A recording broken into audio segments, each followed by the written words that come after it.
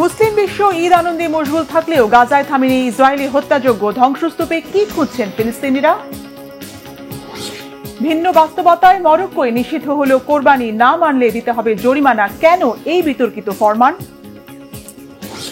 Saudi সীমান্তে বসেছে মার্কিন আকাশ প্রতিরক্ষা ব্যবস্থা প্যাট্রিয়ট। ভয় ধরাচ্ছে কারা, ইসরায়েল না হুথি? আসসালামু আলাইকুম, দেখছিলেন Bangla vision world news headline. বিশ্ব যখন ঈদ আনন্দ ভাগাভাগিতে ব্যস্ত, ঠিক তখনও দখলদার ইসরায়েলি বাহিনীর হত্যাযজ্ঞে রক্ত ঝরছে গাজায়। উৎসব আয়োজন আর মুখরোচক খাবার তো দূরের কথা, তৃষ্ণা মেটাতে এক গ্লাস পানিও পাচ্ছে না গাজার অগণিত শিশু। এমন অবস্থায় ধ্বংসস্তূপের মধ্যে হন্যে হয়ে কি খুঁজছে গাজাবাসী?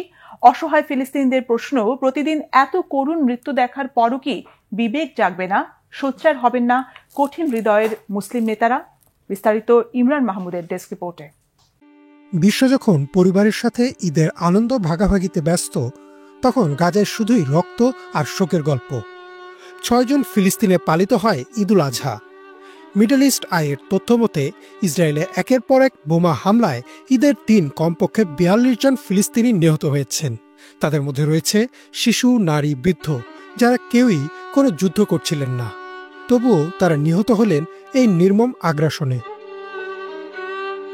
ঈদের সকালে যখন বিশ্বের মুসলমানরা একে অপরকে আলিঙ্গন করছিলেন, তখন গাজার মানুষ খুঁজছিলেন ধ্বংসস্তূপে তাদের সন্তানদের দেহ। একটি বাড়ির ছাদে ঈদের দিন বসেছিল 7 ও 9 বছর বয়সী 2 ভাই। তাদের বাবা তখন নামাজে ছিলেন, কিন্তু কয়েক সেকেন্ডের ব্যবধানে তারা চলে গেলেন না ফেরার দেশে। গাজার এক হাসপাতালের সামনে তাদের মা কাঁদতে কাঁদতে বলেছিলেন, ঈদ মানে তো একসাথে থাকা, কিন্তু আজ আমি একা হয়ে গেলাম। জাতিসংঘের শিশু তহবিল ইউনিসেফ এবং বিশ্ব স্বাস্থ্য সংস্থা গাজার পরিস্থিতিকে জরুরি মানবিক বিপর্যয় হিসেবে উল্লেখ করেছে। আল জাজিরা জানায়, শিশু অপুষ্টির হার এতটাই বেড়েছে যে অনেকে ঈদের দিন খাবার তো দূরে থাক, এক গ্লাস পানিও পায়নি। চিকিৎসার অভাবে শিশুদের শরীর পচে যাচ্ছে, আর হাসপাতালগুলোতেও নেই বিন্দুমাত্র জায়গা। আনাদোলু এজেন্সির তথ্য মতে ঈদের প্রথম দিনে অন্তত 42 জন প্রাণ হারান বিভিন্ন বিমান হামলা ও স্থল আগ্রাসনে। শিশুদের হাতে খেলনা নয়, ধুলোমাখা কাপড় আর রক্তে ভেজা কম্বল। কেউ কারো কবর খুঁজছে, কেউ চোখের পানি মুছছে। নামাজে দাঁড়ানোর মতো মনোবলটুকু হারিয়ে ফেলেছেন তারা। মুসলিম দেশগুলোর রাস্তায় কোরবানির পশুর রক্ত, আর গাজার প্রধান সড়কগুলো শিশুদের রক্তে লাল হয়ে গেছে। মেহর নিউজ সূত্রে জানা যায়, রাফায় নিহত 20 জনের মধ্যে অধিকাংশই ঘুমন্ত অবস্থায় ছিলেন। ঈদের দিন সকালে ঘুম ভাঙার কথা ছিল আনন্দ নিয়ে, অথচ তাদের ঘুম ভাঙল বোমার শব্দে। এমন পরিবার রয়েছে যাদের সব সদস্য একই হামলায় নিহত হয়েছেন। কেউ আর থাকল না জানাজা পড়ানোরও। এর মধ্যেই আরেক দুঃসংবাদ নিয়ে আসে আল জাজিরার আরেকটি প্রতিবেদন। গ্লোবাল হিউম্যানিটারিয়ান ফোরাম জানায়, গাজায় খাদ্য ও চিকিৎসা সেবা সরবরাহের যেসব পথ ছিল সেগুলো বন্ধ করে দিয়েছে ইসরায়েল। ফলে গাজার শিশু, বৃদ্ধ, নারী সবার জন্যই ঈদ হয়ে দাঁড়িয়েছে এক বেঁচে থাকার সংগ্রাম। বিশ্ব যখন ঈদের আনন্দে আতশবাজি করছে, তখন গাজার আকাশ কাঁপছে বারুদের গন্ধে। বিশ্ব নেতারা মুখে শান্তির কথা বললেও গাজার কান্না কেউ শুনছেন না। এই ঈদে গাজায় পশু কোরবানি হয়নি ঠিকই, কিন্তু কোরবানি হয়েছে স্বপ্ন, হাসি, বেঁচে থাকার অধিকার। আর সেই কোরবানির রক্তে রাঙা গাজার মাটি আজ বিশ্ব বিবেককে প্রশ্ন করছে, আমরা কি শুধুই মরার জন্য জন্মেছি? ইমরান মাহমুদ, বাংলা ভিশন। এদিকে আত্মশুদ্ধি আর সৃষ্টিকর্তার অনুগ্রহ কামনায় বিশ্বের দেশে দেশে উদযাপন হচ্ছে পবিত্র ঈদুল আজহা। বিশ্ব শান্তি আর স্থিতিশীলতার জন্য দোয়া করে ঈদের জামাত হয়েছে জেরুজালেমের ঐতিহাসিক আল আকসা মসজিদ, যুদ্ধবিধ্বস্ত গাজা, মধ্যপ্রাচ্য, উত্তর আফ্রিকা আর যুক্তরাষ্ট্রে। ঈদের ঐতিহ্যবাহী মিছিল হয়েছে তিউনিসিয়ার পুরনো গলিতে। বিস্তারিত ডেস্ক রিপোর্টে। বিশ্বজুড়ে ধর্মীয় ভাব গম্ভীর পরিবেশে উদযাপিত হয়েছে পবিত্র ঈদুল আজহা। ত্যাগের মহিমায় উজ্জ্বল এই দিনটি মুসলিমদের স্মরণ করিয়ে দেয় আত্মত্যাগ ও ভ্রাতৃত্ববোধের প্রকৃত শিক্ষা। বিশ্বের নানা দেশের মুসলিমরা নিজ নিজ সংস্কৃতি ও রীতিনীতি অনুযায়ী ঈদের আনুষ্ঠানিকতা পালন করেছেন। ঈদুল আজহা ইসলাম ধর্মের অন্যতম প্রধান দুটি বড় উৎসবের একটি। এদিন মুসলিমরা পশু কোরবানি করে, যা নবী ইব্রাহিম আলাইহিসসালামের তার পুত্রকে উৎসর্গ করার ঐতিহাসিক ঘটনাকে স্মরণ করিয়ে দেয়। এই ঈদে কোরবানি করা পশুর মাংস দরিদ্র ও অসহায়দের মাঝে বিতরণ করা হয়। গত শুক্রবার 6 জুন জেরুজালেমের আল আকসা মসজিদে ঈদুল আজহার নামাজ আদায় করেছেন হাজার হাজার ধর্মপ্রাণ মুসলমান। তবে ইসরায়েলের কারণে এবছরের ঈদ ছিল বেশ মলিন। ফিলিস্তিনে চলমান সংঘর্ষের পাশাপাশি যোগানের ঘাটতি ও মূল্যস্ফীতি সাধারণ মানুষের জীবনযাত্রাকে কঠিন করে তুলেছে। মানুষের জীবন অনেকটাই সংকটপূর্ণ হয়ে পড়েছে। এদিকে গাজার খান ইউনিসে ধ্বংসপ্রাপ্ত এক মসজিদে ঈদুল আজহার নামাজ আদায় করেছেন ফিলিস্তিনিরা। ইসরায়েলি সামরিক বাহিনী গত মার্চ মাসে যুদ্ধবিরতি চুক্তি ভেঙে দেওয়ার পর থেকে গাজায় তাদের অভিযান তীব্রতর করেছে। এমনকি ঈদের দিনও বন্ধ থাকেনি হামলা। ঈদের দিন গাজার খান ইউনিসে প্রিয়জনদের কবর জিয়ারত করেছেন ফিলিস্তিনিরা। ঈদের নামাজ শেষে তারা তাদের স্বজনদের কবরের সামনে দাঁড়িয়ে দোয়া করেন। একই সাথে শুক্রবার ঈদ উদযাপন করেছেন মধ্যপ্রাচ্য ও উত্তর আফ্রিকার বিভিন্ন দেশের মুসলিমরা। মিশর ও জর্ডানে সকালে ঈদের নামাজ আদায় শেষে পরিবার পরিজন ও বন্ধুদের সঙ্গে একত্রিত হন অনেকে। কেউ কেউ মিষ্টি বিতরণ করেন, কেউ আবার আনন্দের মুহূর্তগুলো একে অপরের সাথে ভাগাভাগি করে নেন। এদিকে ঈদের দিন তিউনিস শহরের প্রাচীন গলির পথ ধরে মিছিল করেছে তিউনিসিয়ার মুসলিমরা। এই মিছিলটি করে তাদের শতাব্দী প্রাচীন ঈদ উদযাপনের রীতি অটুট রাখছে তারা। এই মিছিল শেষ হয় স্থানীয় এক প্রাচীন মসজিদে নামাজ পড়ে। শুক্রবার ঈদুল আজহার নামাজ আদায় করেছেন সান ডিয়েগোর মুসলিমরা। এদিন ইমাম আবদেল জালিল নামাজের ইমামতি করেন। এ সময় তিনি গাজায় শান্তির আহ্বান জানান। রয়টার্সকে এদিন অনেকে জানান, আমেরিকার আসন্ন ভিসা নিষেধাজ্ঞার কারণে ঈদ এবার আগের মতো উপভোগ করা যাচ্ছে না। নিষেধাজ্ঞার প্রভাব পড়ছে বিভিন্ন দেশের মুসলিম পরিবারের উপর। এদিকে শুক্রবার মসজিদে একত্রিত হয়ে ঈদুল আজহার নামাজ আদায় করেছেন ইন্দোনেশিয়ার মুসলিমরা। তারা ফিলিস্তিনের প্রতি সহানুভূতি জানিয়ে শান্তি ও ন্যায় বিচারের আহ্বান জানিয়েছেন। এদিন দেশটির সাধারণ মানুষ জানান, গত বছরের তুলনায় এই বছর ইন্দোনেশিয়ায় কম পশু কোরবানি করা হয়েছে। অনেকেই মনে করছেন এর পেছনে অর্থনৈতিক দুরবস্থা দায়ী। অন্যদিকে বাংলাদেশ সহ বিশ্বের কিছু দেশে ঈদুল আজহা উদযাপিত হচ্ছে শনিবার 7 জুন। ইফাত জাহান, বাংলাভিশন। ঈদের নামাজ শেষে কোলাকুলি আর শুভেচ্ছা বিনিময়ে আন্দোলিত হচ্ছে বিশ্বের বেশিরভাগ মুসলিম জনপদ।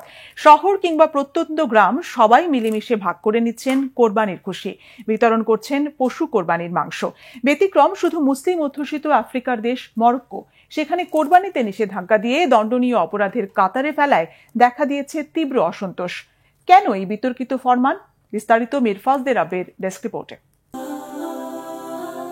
আত্মত্যাগ ও উৎসর্গের বার্তা নিয়ে বিশ্বের কোটি কোটি মুসলমানের ঘরে ফিরে এসেছে পবিত্র ঈদুল আজহা। মহান আল্লাহর সন্তুষ্টি অর্জনের লক্ষ্যে বিশ্বজুড়ে মুসলিমরা পালন করছেন কোরবানির এই মহোৎসব। বাংলাদেশ থেকে শুরু করে সৌদি আরব, তুরস্ক, ইন্দোনেশিয়া, পাকিস্তান, মালয়েশিয়া কিংবা মিশর সব দেশেই ঈদের সকালে মসজিদে মসজিদে ধ্বনিত হচ্ছে আল্লাহু আকবার। ঈদের নামাজ শেষে কোলাকুলি আর শুভেচ্ছা বিনিময়ে মুখরিত মুসলিম জনপদ। শহর হোক কিংবা প্রত্যন্ত গ্রাম, সবাই মিলে ভাগ করে নিচ্ছেন কোরবানির মাংস। তবে মুসলিম প্রধান হয়েও এবার ভিন্ন এক বাস্তবতার মুখোমুখি আফ্রিকার দেশ মরক্কো। বাংলাদেশের সাথে একই দিনে মরক্কোতেও পালিত হচ্ছে পবিত্র ঈদুল আজহা, কিন্তু ঈদের নামাজ ও আনন্দ ভাগাভাগি হলেও এবছর কোরবানি দিতে পারছেন না মরক্কোবাসী। এবারের ঈদে পশু কোরবানি না করতে রাজকীয় ডিক্রি বা সরকারি নির্দেশনা জারি করেছে মরক্কো। কোরবানির পরিবর্তে সামাজিক সহমর্মিতা ও প্রতীকী ঈদ উদযাপনের আহ্বান জানানো হয়েছে। গত বুধবার দেশটির রাজা ষষ্ঠ মোহাম্মদ রাজকীয় এই ডিক্রি জারি করেন, যা ইসলাম বিষয়ক মন্ত্রী আহমেদ তৌফিক রাষ্ট্রায়ত্ত টেলিভিশনে পড়ে শোনান। মূলত পশু সম্পদ রক্ষার উদ্দেশ্যেই এই সিদ্ধান্ত নিয়েছে মরক্কো।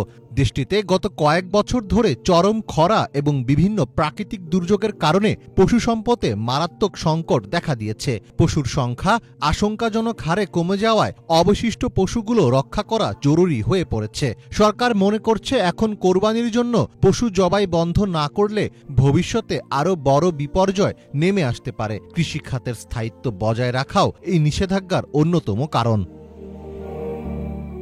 দেশটিতে পশু কোরবানি আটকাতে ব্যাপক কঠোরতা অবলম্বন করা হচ্ছে। যেখানে পশু বিক্রি হয় সেখানে রেড দিচ্ছে নিরাপত্তা বাহিনী। কেউ আদেশ অমান্য করলে তার বিরুদ্ধে জরিমানা ও পশু জব্দের ক্ষমতা স্থানীয় কর্তৃপক্ষকে দেওয়া হয়েছে। এমনকি সামাজিক মাধ্যমে একটি ভিডিও ভাইরাল হয়েছে যেখানে দেখা যাচ্ছে আইন শৃঙ্খলা বাহিনী মানুষের বাড়ি বাড়ি গিয়ে হানা দিয়ে কোরবানির জন্য কেনা ভেড়া নিয়ে যাচ্ছে। মরক্কো ইসলামিক ঐতিহ্যের দেশ হলেও পর্যটন নির্ভর অর্থনীতি এবং আন্তর্জাতিক সম্পর্কের কারণে দেশটি রাষ্ট্রীয়ভাবে নিয়ন্ত্রিত মডারেট ইসলাম চর্চা করে। পশ্চিমা ধাঁচের নারী স্বাধীনতা, নারী পর্যটকদের পোশাক স্বাধীনতা, এমনকি বিকিনি পরার অনুমতি দিয়েও উদার অবস্থান নিয়েছে দেশটির সরকার। মরক্কোর ইমামরা স্বাধীনভাবে খুতবাও দিতে পারেন না। সেখানকার ইমামদের সরকার নির্ধারিত খুতবা মানতে হয়। সরকারের এসব সিদ্ধান্তকে ধর্মীয় হস্তক্ষেপ আখ্যা দিয়ে বিভিন্ন সময়ে প্রতিবাদ করেছে দেশটির ইসলামপন্থী কিছু দল। ফলে কোরবানি নিষিদ্ধ করে রাজকীয় ডিক্রি জারি করলেও সাধারণ মানুষ এটি কতটা মানবেন সেটিই এখন দেখার বিষয়। মীর ফজলে রাব্বি, বাংলা ভিশন। মধ্যপ্রাচ্য জুড়ে হামলা, আগ্রাসন আর হত্যাযজ্ঞে চরম ঘোলাটে পরিস্থিতিতে মার্কিন আকাশ প্রতিরক্ষা ব্যবস্থা প্যাট্রিয়ট মোতায়েন করেছে সৌদি আরব। মক্কা ও মসজিদ আল হারামের সুরক্ষার স্বার্থে এই ব্যবস্থা বলা হলেও বিশ্লেষকরা বলছেন ভিন্ন কথা। এটি কি মূল কারণ আড়ালের চেষ্টা? কাদের ভয়ে ভীত সৌদি আরব, ইসরায়েল না ইয়েমেনের হুথি বাহিনী? হিজন জোবাইরের ডেস্ক রিপোর্টে বিস্তারিত। হজ মৌসুমে যখন সারা বিশ্বের লাখ লাখ মুসলিম জড়ো হয়েছেন মক্কায়, সে সময় তাদের লক্ষ্য করে হামলা হতে পারে এমন কোনো আতঙ্কে ভুগছে সৌদি আরব? তা না হলে কেন মক্কা নগরীতে যুক্তরাষ্ট্রের অত্যাধুনিক আকাশ প্রতিরক্ষা ব্যবস্থা মোতায়েন করল তারা? ইরানের মদতপুষ্ট ইয়েমেনের হুথিদের দিক থেকে কোনো হামলার ভয়ে, নাকি ইসরায়েলের মিসাইল? এর মধ্য দিয়ে মূলত কোন শত্রুপক্ষকে কি বার্তা দিতে চাইছেন সৌদি যুবরাজ মোহাম্মদ বিন সালমান? এসব নিয়ে চলছে নানান জল্পনা। সামাজিক মাধ্যম এক্স এ পোস্ট করা বিশেষ এক বার্তায় সৌদি আরবের প্রতিরক্ষা মন্ত্রণালয় জানিয়েছে, হজ মৌসুমকে কেন্দ্র করে পবিত্র নগরী মক্কা ও মসজিদ আল হারামের আশেপাশে মার্কিন আকাশ প্রতিরক্ষা ব্যবস্থা MIM-104 প্যাট্রিয়ট মোতায়েন করা হয়েছে। এবারে হজ উপলক্ষে 15 লাখেরও বেশি হাজির জমায়েত হয়েছে মক্কায়। এই হাজিদের যথাযথ নিরাপত্তা নিশ্চিতে এমন পদক্ষেপ নেয়ার কথা জানিয়েছে তারা। ওই বার্তার সাথে সাথে মসজিদ আল হারামকে প্যাট্রিয়ট সুরক্ষা দিচ্ছে এমন বিরল একটি ছবিও শেয়ার করেছে সৌদি প্রতিরক্ষা মন্ত্রণালয়। সেখানে প্যাট্রিয়টকে বলা হয়েছে সেই চোখ যা ঘুমায় না।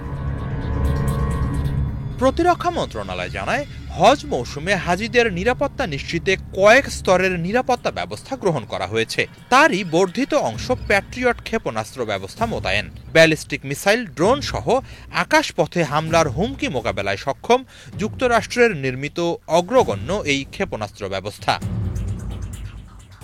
সৌদি আরব জানিয়েছে, এবছর হাজিদের সুরক্ষা নিশ্চিতে মিসাইল সিস্টেম ছাড়াও সামরিক বাহিনীর নজরদারি ড্রোন ও হেলিকপ্টার মোতায়েন করা হয়েছে। এগুলো দিনরাত মসজিদ আল হারাম ও মক্কা নগরী চক্কর দিচ্ছে। একই সাথে জরুরি পরিস্থিতিতে সাড়া দিতে মোতায়েন করা হয়েছে বিশেষ বাহিনী। যে কোনো ধরনের নিরাপত্তাজনিত দুর্ঘটনা এড়াতে মক্কার সকল প্রবেশপথে নিরাপত্তা বাহিনী মোতায়েনের কথা জানিয়েছে সৌদি স্বরাষ্ট্র মন্ত্রণালয়। এর আগে নানা সময় ইয়েমেনের প্রতিরোধ যোদ্ধাদের হামলা ঠেকাতে প্যাট্রিয়ট ক্ষেপণাস্ত্র ব্যবস্থা ব্যবহার করে সৌদি আরব। একাধিক সৌদি কর্মকর্তার দেয়া তথ্য অনুসারে এর আগে মক্কা নগরী লক্ষ্য করেও মিসাইল ছুঁড়েছিল ইয়েমেনি যোদ্ধারা। বিশ্লেষকরা বলছেন, গাজা যুদ্ধ ঘিরে মধ্যপ্রাচ্যের অনেকগুলো দেশেই বর্তমানে অস্থিতিশীল পরিস্থিতি বিরাজ করছে। এ ধরনের সময়ে যে কোনো অপ্রত্যাশিত দুর্ঘটনা এড়াতে বাড়তি নিরাপত্তা হিসেবেই সম্ভবত হজ মৌসুমে মক্কায় প্যাট্রিয়ট মোতায়েন করা হয়েছে। এর আগে বিভিন্ন সময় ইসরায়েলকে লক্ষ্য করে হুথিদের ছোড়া মিসাইল দুর্ঘটনাবশত সৌদি আরবে পড়ার ঘটনাও ঘটে। সব মিলিয়েই হয়তো এই ব্যবস্থা। এসব ছাড়াও ইসরায়েল, ইরান, ইয়েমেনের প্রতিরোধ যোদ্ধা সহ আঞ্চলিক প্রতিদ্বন্দ্বীদের সামরিক বার্তা দিতেও সৌদি আরব এই পদক্ষেপ নিয়েছে বলে অভিমত অনেক বিশ্লেষকের। একই সাথে এর মাধ্যমে যুক্তরাষ্ট্রের সাথে সৌদির সামরিক সম্পর্কের বিষয়টিকেও ইঙ্গিত করা হয়েছে। হিজল জোবায়ের, বাংলা ভিশন। ইরানের নাগরিকদের যুক্তরাষ্ট্র প্রবেশে ডোনাল্ড ট্রাম্পের নিষেধাজ্ঞার তীব্র সমালোচনায় এবার আনুষ্ঠানিক প্রতিক্রিয়া দিয়েছে তেহরান। বলা হয়েছে এটি ইরানের জনগণ ও মুসলিমদের প্রতি গভীর শত্রুতার বহিঃপ্রকাশ। শনিবার ইরানের পররাষ্ট্র মন্ত্রণালয় থেকে দেয়া বিবৃতিতে বলা হয়েছে, ইরান সহ 12টি দেশের নাগরিকদের উপর মার্কিন প্রেসিডেন্ট ডোনাল্ড ট্রাম্পের ভ্রমণ নিষেধাজ্ঞা আন্তর্জাতিক আইনের লঙ্ঘন। গত বুধবার ইরান, আফগানিস্তান, মিয়ানমার সহ 12টি দেশের নাগরিকদের উপর যুক্তরাষ্ট্র প্রবেশে নিষেধাজ্ঞা জারি করা হয়। আগামী সোমবার থেকে এই নিষেধাজ্ঞা কার্যকর হবে। তালিকায় থাকা অন্য দেশগুলো হলো Chad, Congo, Equatorial Guinea, Eritrea, Haiti, Libya, Somalia, Sudan এবং ইয়েমেন। ইউক্রেনের খার্কিভে রাশিয়ার চালানো বড় ধরনের ড্রোন হামলায় অন্তত 3 জন নিহত হয়েছে, আহত হয়েছে আরও 21 জন। খার্কিভ লক্ষ্য করে রাতভর 48টি ড্রোন, 2টি ক্ষেপণাস্ত্র এবং 4টি গ্লাইডিং বোমা নিক্ষেপ করেছে রাশিয়া। এই হামলায় 18টি আবাসিক ভবন আর 13টি স্থাপনা ক্ষতিগ্রস্ত হয়েছে। এই আক্রমণকে প্রকাশ্য সন্ত্রাস বলেছেন খার্কিভের মেয়র। দক্ষিণ ইউক্রেনের খেরসনেও রাতভর হামলা চালিয়েছে রাশিয়া। এসব হামলায় খেরসনে বেশ কয়েকটি আবাসিক ভবনে আগুন ধরে যায়। ক্ষতিগ্রস্ত হয় 2টি বহুতল ভবন। রাশিয়ার হামলায় 1.5 ঘন্টার মধ্যে অন্তত 40টি বিস্ফোরণ হয়েছে বলে স্বীকার করেছে ইউক্রেন। আগের রাতেও ইউক্রেন জুড়ে তীব্র হামলা চালিয়েছে রাশিয়া। এতে অন্তত 6 জন নিহত হয়, আহত হয়েছে আরও 80 জন। অবৈধ অভিবাসী ধরার অভিযানকে কেন্দ্র করে ব্যাপক সংঘর্ষ আর ধরপাকড় হয়েছে যুক্তরাষ্ট্রের ক্যালিফোর্নিয়া অঙ্গরাজ্যের লস অ্যাঞ্জেলেস শহরে। অবিলম্বে এই অভিযান থামানোর দাবিতে প্রতিবাদী কর্মসূচি পালন করেছে একাধিক মানবাধিকার সংস্থা। স্থানীয় সময় শুক্রবার যুক্তরাষ্ট্রের অভিবাসন ও শুল্ক বিভাগ ICE বাহিনীর সদস্যরা অভিযানে নামলে প্রতিরোধের মুখে পড়ে। সময় গড়ানোর সাথে উত্তেজনা বাড়তে থাকলে তা পাল্টাপাল্টি সংঘর্ষে রূপ নেয়। বিক্ষুব্ধদের ঠেকাতে আইনশৃঙ্খলা বাহিনীর বাড়তি সদস্য নামানো হলে সংঘর্ষ আশেপাশের অলিগলিতেও ছড়িয়ে পড়ে। টিয়ার গ্যাস আর ফাঁকা গুলি ছুড়ে বিক্ষুব্ধদের ছত্রভঙ্গ করার চেষ্টা চালায় পুলিশ। ধারাবাহিক ধরপাকড়ের জেরে শুধু শুক্রবার নয়, আগে থেকেই লস অ্যাঞ্জেলেস শহরে প্রতিবাদী কর্মসূচি পালন করে আসছে স্থানীয় একাধিক মানবাধিকার সংস্থা। শহরের বন্দিশালা হিসেবে ব্যবহার করা সরকারি ভবনের বাইরে প্রতিবাদী ব্যানার ও প্ল্যাকার্ড নিয়ে সংক্ষিপ্ত সমাবেশ করেছেন মানবাধিকার কর্মী সহ বিভিন্ন শ্রেণী পেশার মানুষ। অভিবাসী শিক্ষার্থীদের পক্ষ নিয়ে শিক্ষকদের অনেকে এই কর্মসূচিতেই অংশ নেয়। এই ছিল আজকের মতো। সাথে থাকায় ধন্যবাদ।